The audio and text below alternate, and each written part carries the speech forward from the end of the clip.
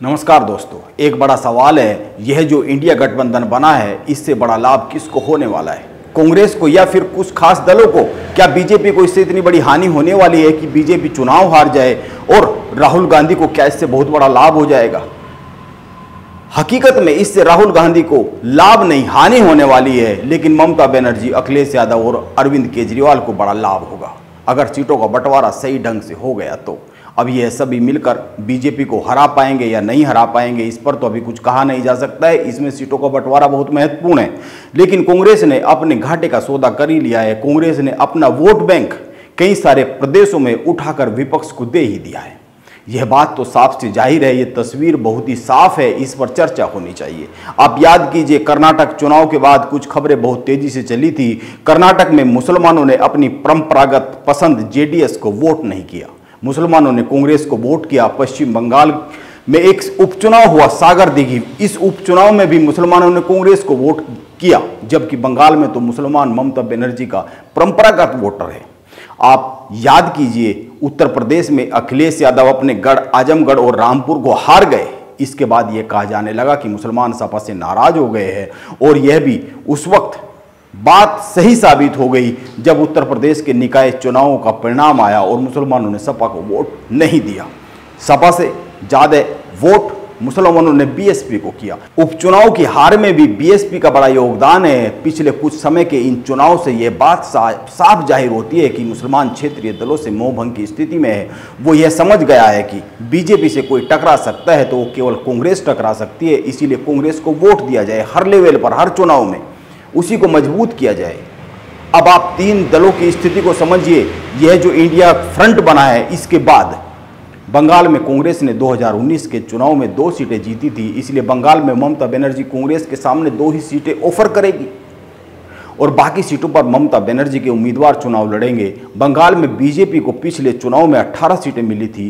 विपक्ष का वोट कांग्रेस, ममता और वाम दलों में बंट गया था। इस बार अगर सीटों का बंटवारा सही तरीके से हो गया तो विपक्ष का वोट नहीं बटेगा और मुसलमान सहित कांग्रेस का भी जो वोटर है, जितना भी है, उसकी भी ममता को वोट करना मजबूरी हो जाएगी, क्योंकि कांग्रेस उन सीटों पर नहीं लड़ेगी जहां पर ममता बनर्जी लड़ेगी। इस तरीके से हो सकता है बीजेपी को कुछ नुकसान हो जाए, लेकिन ममता को बंगाल में लाभ होगा, ये तो साफ है।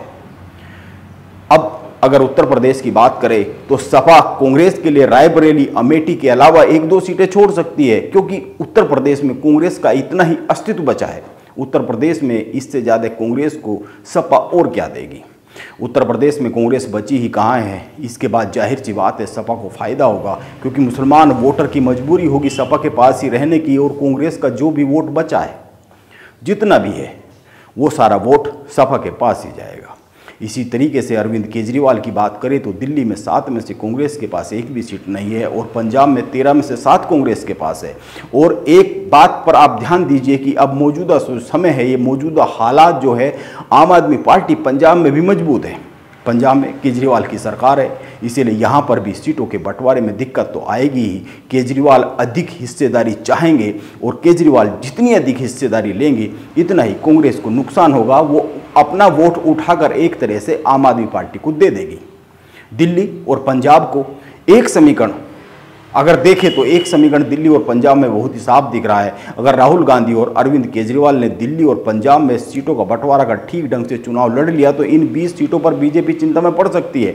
यह हो सकता है, लेकिन केजरीवाल को तो लाभ होना ही होना है, यह तय है, क्योंकि दिल्ली में वोट नहीं बटेगा और केजरीवाल के हिस्से में जितनी सीटें जाएगी, कांग्रेस का वोट केजरीवाल को जाएगा।